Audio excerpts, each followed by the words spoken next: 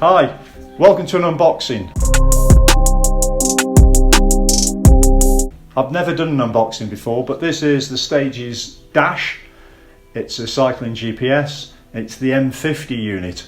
You probably know Stages from spin bikes in gyms and the soon to be released new Stages smart bike for those people who use things like Zwift and RGT for training indoors, and also for their power meters, which they're really well known for. So this is their foray. They've had a few, but into GPS units. Most of us are used to things like Garmin and Wahoo, and this is the Stages. Now somebody's been in here before, which is James, but he's put it back all very nicely. So inside we've got just like a bit of a false lid. Is that a secret compartment? Be interesting to find out. In here we have, what have we got in here? We've got the instructions. This, you know, clearly you're going to spend all night sitting up and reading this. Look at that, fantastic. Everything you need to know about the Stages Dash and what most men will never read. Scan code for setting up, because what you can download is a Stages app, and we'll put some screenshots of that on here, and you can then customize this using an iOS or other device, which apparently people don't have on iPhones apparently. So it's all on there. Now here we've got the Stages Dash. That's the Stages Dash M50. Dash is a great name because one of my favourite films is The Incredibles. This is the Garmin 520, which I'm used to. I like it because it's pretty light. You've got to bear in mind, because of all these wrinkles, I'm used to cycling computers with tiny little things that you just used to simply put in the circumference of your bike wheels, used to measure it, and then with bits of chalk on the road. And then what you would do is you would go off and ride, and that was it. Just tell you how fast you were going roughly, and it would tell you how far you got. And they were great, and we were all excited when they became wireless. And now we've got these things, which is great. So if I weigh this, that's the Garmin, which comes up as 64 grams, 65 grams. And this is the Dash, which is supposed to be about 95 grams. And comes up at about 95 grams. So it's heavier than the Garmin by 50%. So if we take something that you carry in your back pocket, so we either carry these, don't we, or we can carry gels. This is a Waitrose banana, so it might be heavier than normal bananas, probably not. That's a Waitrose banana, and a banana weighs 150 grams. So it's nowhere near an extra banana in your pocket or on your bike, but it's a little bit of extra weight. So for example, if you're a weight weenie and you're into Strava segments up hills, probably a little bit heavy. What we've also got here is a bracket, and the bracket is 20 grams. So put the two together, we get about 120 grams in total, which is like putting a banana on your handlebars. So that's the total weight. What else is in here? Fake bottom, false bottom, and then we've got extra bracketing, a clippy thing so you can hold the thing and it doesn't fall over, and a little USB charging cable. And that's it. I mean, other spec on this, we'll do some testing on this and tell you more. It's got GPS. What's really good about the screen on this thing, is we'll show you in the test, is the screen alters according to the light, the ambient light around you, and according to Stages, the battery can last for an exceedingly long time, up to 24 hours, obviously depending on what you're doing with the thing. And that's because of the technology they've used, where the screen doesn't use that much battery.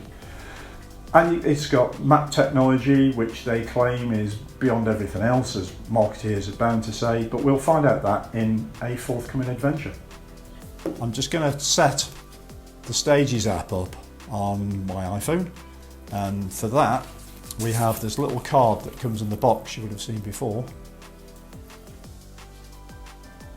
And let's just try that with the iPhone. So we've got to open the link on Safari.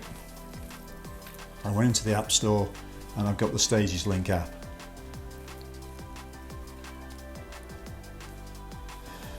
So this will download. Once we're into the Stages Link app, would I like to use Bluetooth? Yes, I would. Would I like to send notifications? No thanks, too many of those. And then it asks me to set up an email address, etc, etc, etc. So I better do that. Apparently this account is already registered with this email address. Well, guess what, Stages? I've never registered with you before. So back to the website to find out forgotten password. Okay, things you learn when you're doing this. So what I've done previously, I've logged into today's plan and used today's plan. I've forgotten I even used today's plan. And this is also run by today's plan. So I found my password, thank you iPhone keychain, and I've now set up the app. Okay, this is what you can see on the screen. I've not recording anything on here, so obviously it's showing all zeros. What you've got on here is you've got a calendar, you've got an activity feed, you've got performance, body metrics, all that sort of stuff. And do you know what?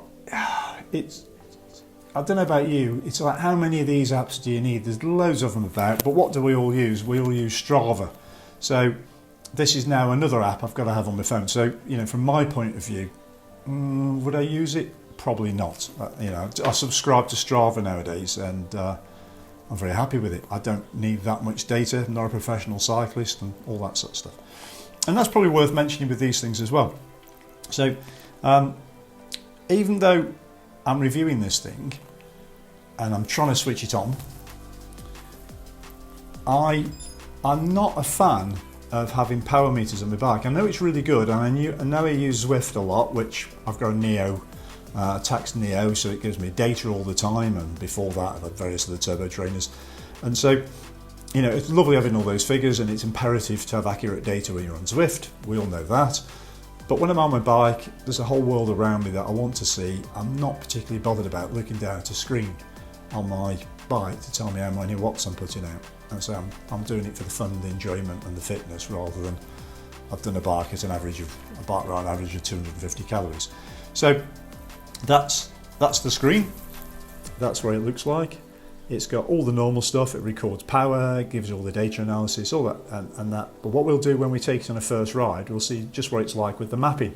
Because for me, that's the really useful thing with these things, is to go on a bike ride and go somewhere new and have a map that guides you around, particularly if it's a bit of an adventure thing. And I'll probably take it out on my old 1992 Condale mountain bike and do a bit of what we call gravel riding nowadays, and just see how it goes. So that's what it looks like. Now, something we've spotted in the box came the mount. Now, as you know, with the Garmin has a really click-on easy mount. It's ingenious. It's really easy. You can bump over everything, you go over potholes, everything. It goes nowhere.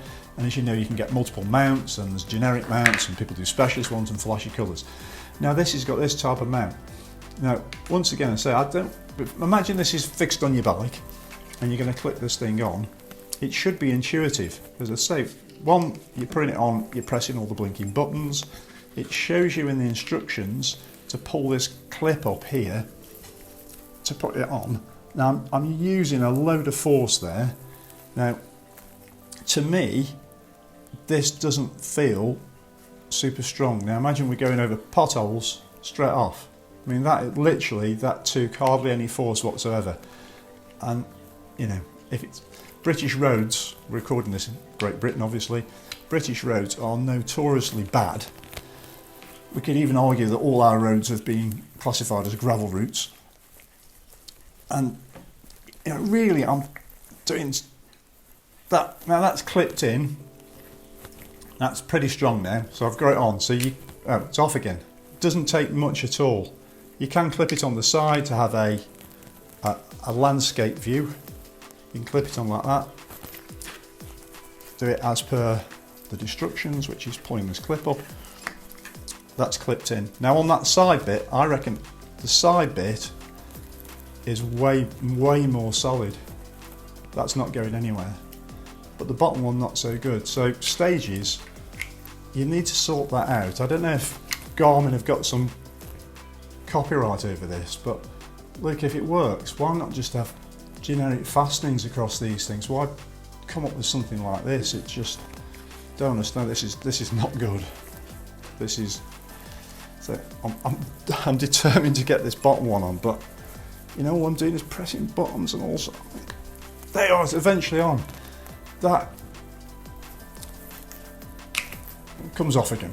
So it doesn't take, seriously, it doesn't take that much force. So what I would say is epic fail on the bracket. So straight away, this is well-known online bike distributor at the time of recording this. This is a £179 online price, and wouldn't imagine you'd pay any postage at that price. So 179 quid. That's a lot of money for something that could get flung off on the road and, you know, driven over by a car or a truck. So, oh, that is just, how do these R&D departments test these things? It really makes you wonder. 100% wouldn't use this on a mountain bike. 100% wouldn't. Well, I personally wouldn't spend £179 on something that could fling off my bike, or $250 I think they are in the US. So not good. Anyway, we'll see what that's like on a real live ride. Not wanting to lose something that costs £179. So that's the initial setup. What we'll do when we get this put on the bike, I don't have power on the bike, but we'll do first of all is we'll set it up on my Zwift setup and add all the sensors on there just to see how it works on something like Zwift, and then we'll set it up real life in the outdoors. Just something else on the unboxing. We were talking about the weight between this and just a bog standard Garmin. See the difference in size and the difference in weight. This was another 50% on top of the Garmin in weight. You know, so if you're really bothered about weight. But an iPhone, I know a lot of people get a connector on the back of these things and put them on the bars of the bike. And then what we've got here is, we've got this. And do you know what?